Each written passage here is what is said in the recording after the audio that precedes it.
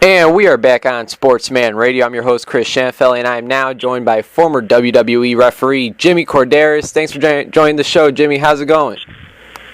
Not bad, Chris. How are you? I'm doing great. Thanks for joining the show, and let's get right to it. I want to start off by talking about your career, and then we'll talk about your book, The 3 Count, My Life in Stripes as a WWE Referee, which actually came out on April 1st. Does that sound good with you? Yeah, that sounds pretty good to me. Yeah, that sounds pretty accurate. All right, cool. I'll go ahead and ask you, why did you want to become a professional wrestling referee? Why not professional wrestler? To try and make an extremely long story, not short, but shorter anyways, like everybody else, I had thoughts of becoming a professional wrestler growing up as a fan. I loved it. I loved what I watched on television. Couldn't get enough of it on the weekends, and of course going to the live shows here in Toronto and anywhere else I can get to that wasn't far.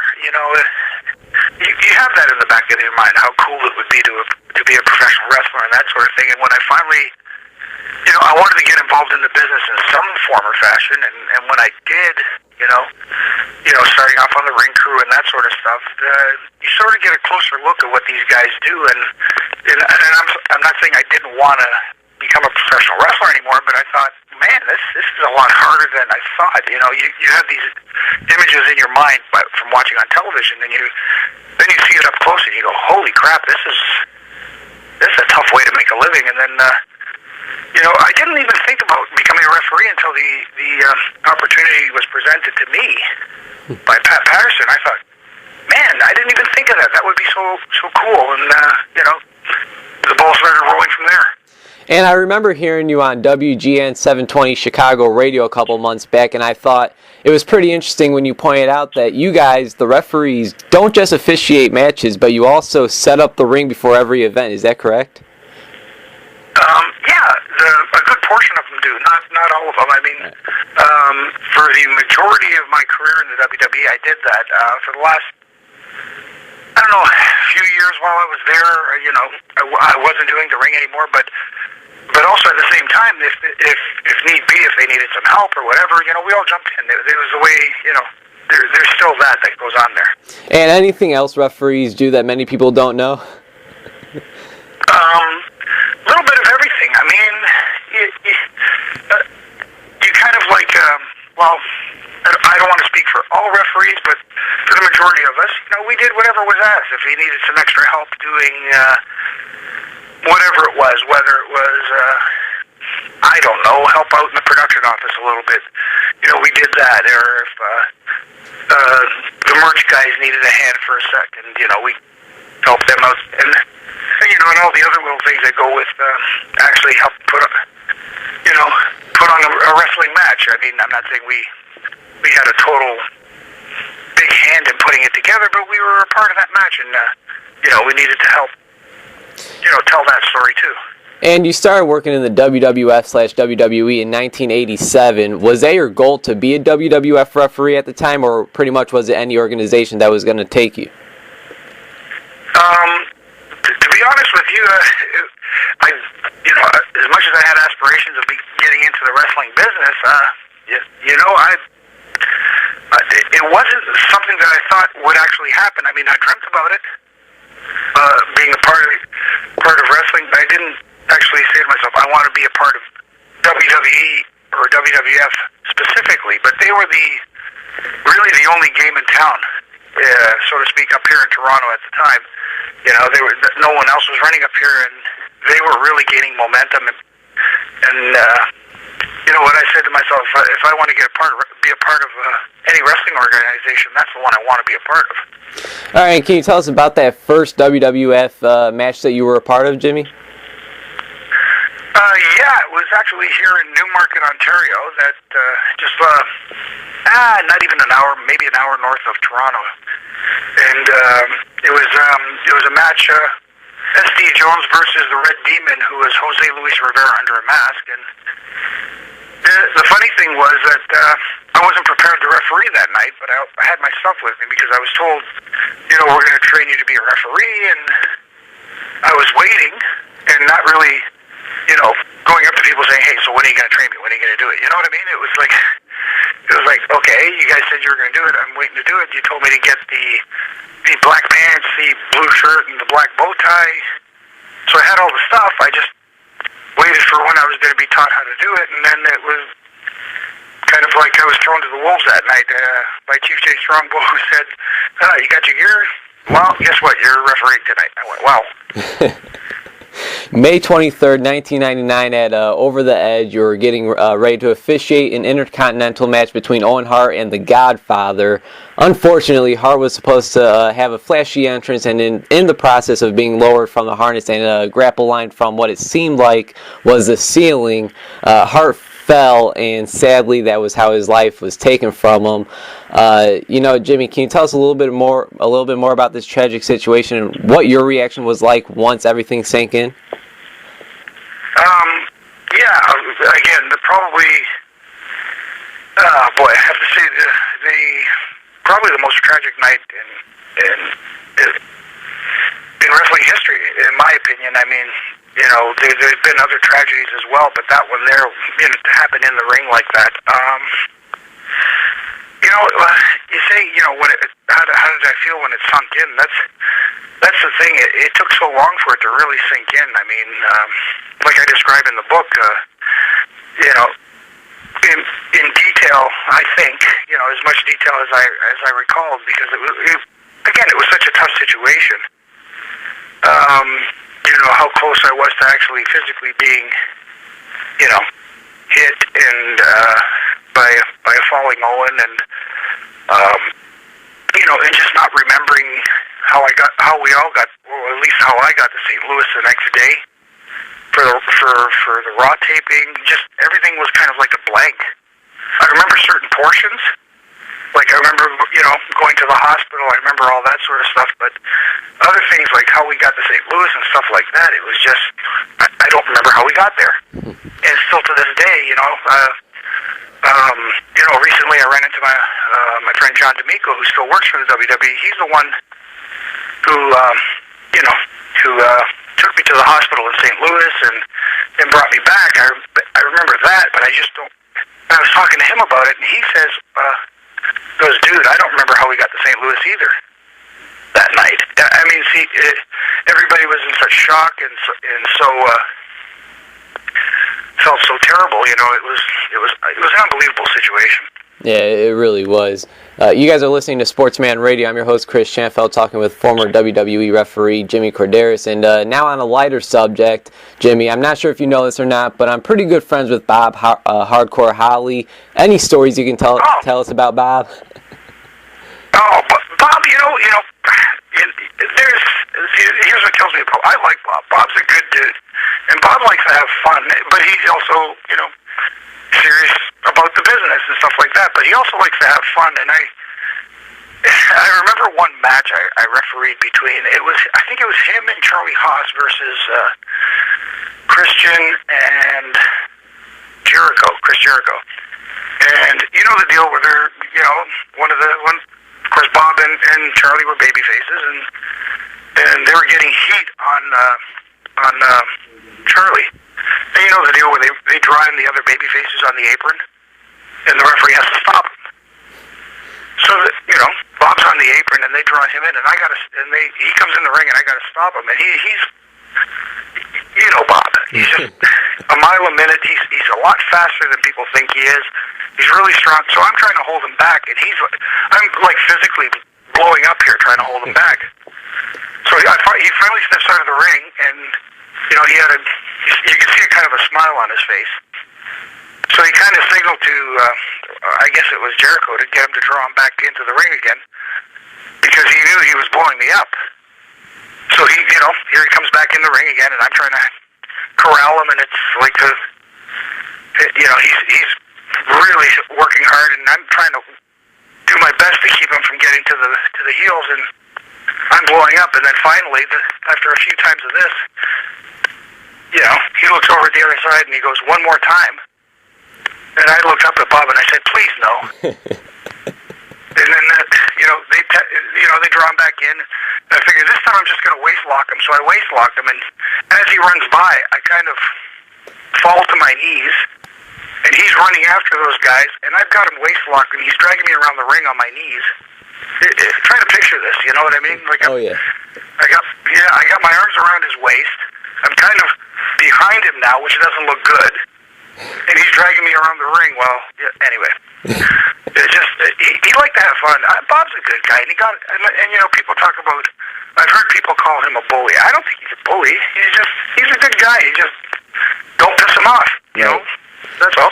You know, when it comes to business, just do your job. Yeah, exactly. And you know what? And I'm sure you understand. There's certain things you do and certain things you don't do in the business, and you know, and I don't, you know, and if you wrong someone in the business, you know, you're going to hear about it. Yeah, absolutely. And Jimmy, we hear so much about how fake and set up professional wrestling is, but what some people don't know is that there are times where these athletes or even referees like yourself get hurt, and I'm not trying to make this sound like a joke at all, but kind of like that time Jimmy Hart clocked you in the head and with his microphone and knocked you unconscious. What I'm trying to get to is, I guess I'm going to try asking you, what are some legitimate injuries you have seen occur in the ring? Oh, plenty. I mean, everything from somebody running. Well, let me clarify this first. Let me clear up an urban legend. I got for years. You know, it's been out there that Jimmy Hart knocked me out with a megaphone at WrestleMania 4, and I feel bad because Jimmy was getting a bad rap. And you know how the business was: always protect the business. Don't give everything away. Well, Jimmy didn't knock me out. It was me who knocked me out because when I went to take the face plant after getting hit with a megaphone, I hit my chin on the canvas and kind of, I guess I hit the sweet spot on the chin and just knocked myself out. So it wasn't Jimmy Hart; it was actually me who did it. All right. Yeah, but yeah, I mean, see, it's such a difficult business, and again, you know, you talk about injuries and stuff. You know, you've seen everything from, you know, just from. For example, running the ropes and somebody pulls a quad to or a hamstring, or you know, an elbow pops, a shoulder pops, a knee pops, and it's so easy and it can happen at any time. It's really, you know, honestly, I think it's amazing that it doesn't happen more often. Wow, and you know. Well, I'll get to this later, but now you've been a part of thousands of matches, Jimmy, thousands of wrestling matches that you have officiated, and I'm sure with the experience you have, you can tell when a match is going on like it's supposed to, or if it's an actual fight. Any you can think of off the top of your head that have gotten pretty serious? Not to the point where, you know, not to the point where it's been like a knockdown, drag-out fist fight or anything like that, but there have been a couple incidents where, you know, like somebody gets tagged a little harder than they should, and you know, it's the wrestling business, and you know what happens if you're going to tag someone a little harder than they should, you're going to get one back. You know, it's a receipt for what you did, and I've seen a few of those, and I've seen a few of those with people like Haku, who you don't want to potato, as they say, and you know, you're going to feel it.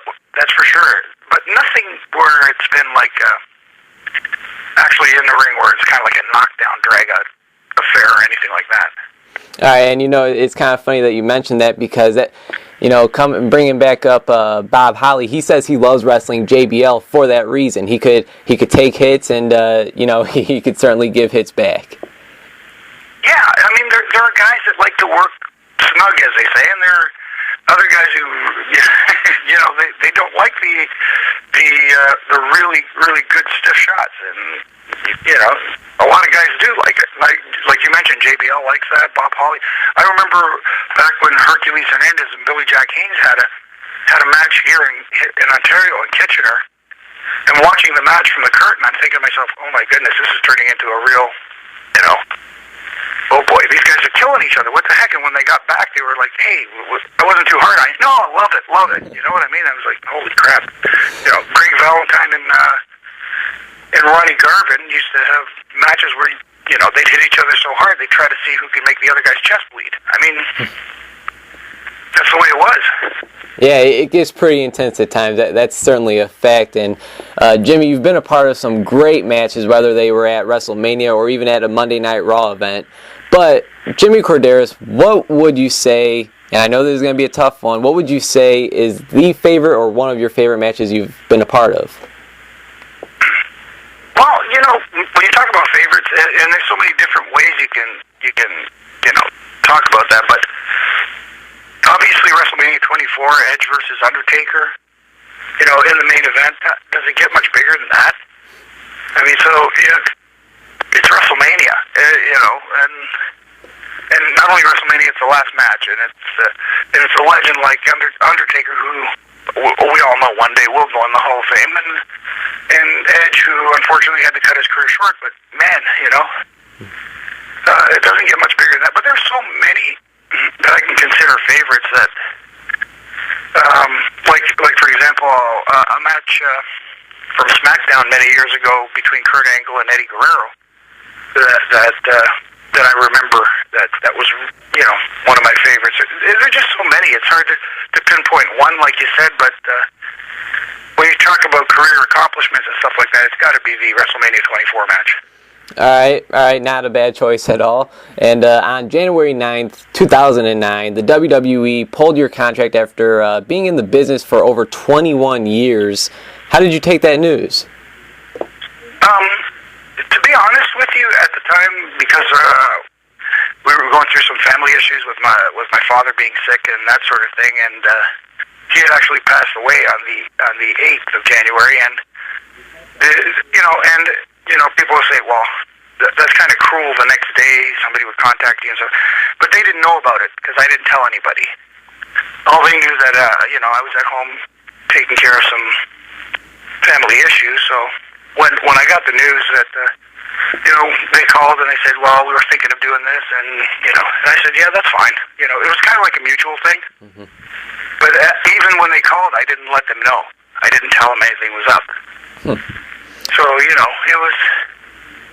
Oh, well, actually, I got it backwards. It was actually the next day after I talked to the WWE that my dad passed. So they really didn't know anything about it. So, no hard feelings. It was a business decision, and I understand that. Everything's cool. All right, and I used to be a huge fan of the WWF, WWE growing up, but nowadays, to be honest with you, Jimmy, I really can't even watch it. I gotta get your thoughts on the business today. Yeah, I mean, I understand people who say that, but at the same time, I compare the WWE and professional wrestling to other sports and entertainment entities like hockey, football, baseball. And when you look at hockey today, I listen to people say, well, the game has changed too much, and I don't like it, and they're taking away the hitting, they're taking away the fighting, they're doing football, they're babying the quarterback, you can't even breathe on them anymore, and now running backs can't lower their heads when they're running, and so on and so forth, and the games evolve. I think the same thing has happened with wrestling. I think, with the WWE is different because they want to cater to a larger audience as opposed to just a niche audience. So when you watch them, you're going to get your Daniel Bryans, and you're going to get your CM Punks, and you're going to get, your Randy Ortons and guys who are great in the ring, and then you're going to get a little bit of comedy. Then you're going to get some divas, and the idea is to try to attract a large group of an audience. And I think, for die-hard wrestling fans, for the guys who've watched for years, it kind of bothers them. They get happy when they see something like Daniel Bryan versus CM Punk, and then they get upset because Santino Marella comes on and he does the Cobra thing. But you know what I mean? It's a little bit of everything for everybody, and I think that's why companies like ROH, who I think are good, and TNA, I mean, as much as I crack on them sometimes, there's good stuff they do too, but they're too niche an audience, and they don't do enough to try and attract a larger audience, and that's why they, for example, TNA audience doesn't grow, and an ROH, like I said, is more of a niche audience, and they're going to have trouble, drawing bigger numbers as well. So, you know, it's one of those things where the business has evolved. I think recently, especially in the last few months, it's gotten a lot better. You know, and that's just the way I look at it. I've always been a glass half full kind of guy, and I've always loved wrestling and in all different shapes and forms. So I don't have too much of a problem with it. Would I like to see more matches? Of course, because that's I'm an old school kind of guy who likes to see more wrestling and good talking and less of the comedy backstage segments. But I understand that that's part of the entire presentation of an entertainment company. All right. You know. And I'm sorry, Jimmy, but I hear you mentioned a little bit about TNA, and we actually have a question on Twitter from Steve316 Stunner, and it's not the real Stone Cold, so we could just forget about that. But he asked, what do you think of TNA? Well, like I said, I like you see, I think their biggest problem is not their talent. They have some good talent, but and I hope I explained this correctly because it may come off a little wrong, but sometimes it's the direction that they go in from a storyline standpoint. I mean, like I said, it's almost like they book to cater specifically to the hardcore internet audience. And it's almost like some of their presentation is that way. Some of the guys work that way in the ring. Perfect example, a guy who I think is greatly talented in Austin Aries, but at the same time, I think he is still a little bit in an indie mindset on how he presents himself on television. A lot of the guys, see, you know, when you look at people like a William Regal, for example, you got to listen to him speak and how he says how he didn't get it for the longest time. That you have to be more than just a professional wrestler. You have to be a total package and all. Look at Bully Ray right now, for example. I'm jumping all over the place, but I'm trying to explain this point as best as I can. You look at a Bully Ray. Here's a guy who has reinvented himself over the years, and he gets it. That you have to be more than just a professional wrestler and good in the ring. You have to be a total entertainment package as far as speaking, as far as what you're presented, and I think that's their biggest problem is they tend to think they try to outsmart everybody watching, and sometimes keeping it simple is best, if that makes sense. It most definitely does. And Jimmy, I gotta say, I really appreciate your time, man. It's been a pleasure. Over 20 minutes already, and now let's get to your book, which came out a few months ago, April 1st, 2013. It's called The 3 Count, My Life in Stripes as a WWE Referee. First things first, can you tell us a little bit about that book? Yeah, and, you know, when I first started, at least approached about writing it, I didn't want it to be one of those, you know, oh, here's another ex-bitter employee who has an axe to grind and that sort of stuff, because I wasn't bitter and I don't have an axe to grind, and you know, the idea of maybe something different from a referee's perspective and just really just tell stories and try to keep it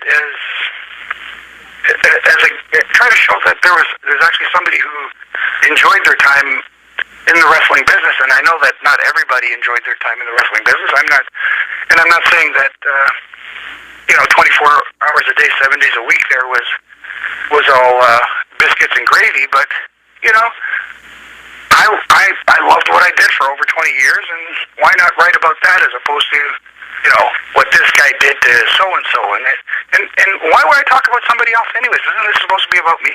You know what I mean? You know, why would I dish dirt on someone else when the book is supposed to be about, right, you know, my career? Mm-hmm. So, you know, it was just something that started off as a project and ended up, seeing the light of day. And when did you start thinking about writing a book, and, you know, how long did it take for you to finally, you know, begin it? Again, another long story to try to make short. When I first left WWE, my wife Audra was like, you should write a book. And I was like, yeah, but this is my mindset, you know what I mean? Nobody wants to read a book about a referee. Nobody wants to read, a book that doesn't have a whole bunch of, stuff, because like you always say, what happens in Vegas stays in Vegas. Nobody wants to read a book about what didn't happen in Vegas. You know what I mean? Right. But, you should try it. Why not? You got some stories. And then when I started working with Arda Ocal, with first right after wrestling, then Aftermath, we'd be there, and I'd tell him a few stories about, funny stories. Well, at least what I thought was funny. About stuff going on the road, and he would be like, man, that would be a good story for a book. And I'm thinking, yeah, but nobody wants to read that. They want to read dirt, So he kept notes basically on his phone, and then one day he emails me like about 30 different stories, says, see, dude, all these should be in your book. So then we contacted the publishers, ECW Press, and we spoke to them, and they said they were interested, and the ball was rolling from there. And where can we buy it at? I know it's on Amazon. Is it anywhere else? Yeah, Amazon, ECW Press. If you're in the States, I know it was at some Barnes & Noble stores and on their website. Here where I am in Canada, if anybody's listening, it's Chapters Indigo. But I think online is easiest if you don't want to go out and start searching. Well, I'll tell you what, Jimmy, once we get off the phone, I'll definitely be purchasing your book. I'm really looking forward to it. I really appreciate your time here on the show. And just one last question for you. And I see after leaving the WWE, you took some broadcasting classes. You plan on doing any radio play-by-play or something in that business? Well, yeah. Up here in Canada, we have a television station called Sportsnet 360, which airs all WWE programming in Canada. And I'm an analyst, believe it or not, a pro wrestling analyst. I bet you never thought you'd heard that term. On television, on the station here, on a show called Aftermath. And what we do is on Tuesdays we break down what we liked and what we didn't like about Monday Night Raw. It's like a half-hour television show, like a post-game show you would have after a baseball game or a football game or anything like that. And it was a brainstorm of Arda Ocal's when he presented it to the executives there at the station. They liked it, and we've been doing it for a few years now. That's just awesome. That's really cool. Jimmy, once again, I really appreciate your time on the show, man. It's been a pleasure. Hope we can stay in touch. Before I let you go, is there anything you'd like to plug on there for myself and our listeners? Well, pretty much, first of all, thank you for your time. I appreciate you thinking of me and giving me, I really enjoyed chatting. I hope I didn't babble too much, but not at all. I tend to do that. Sometimes, but no, just pretty much that. The book is out there. If anybody would like to get it, like you said, Amazon or even the ECW Press website. And if anybody wants to ask me questions on Twitter, it's at Jimmy Korderas. I'm on Facebook as well, but I don't get on there as often as Twitter's probably a lot. I respond more quickly there, so to speak. But I try to answer everybody, and if anybody's listening that's ever read my Twitter, sometimes I get a little sarcastic, so don't take it personal. I'm just having fun. Well, once again, Jimmy, it's been a pleasure. Best of luck to you, your book. Hope it's doing very well, and take care, all right?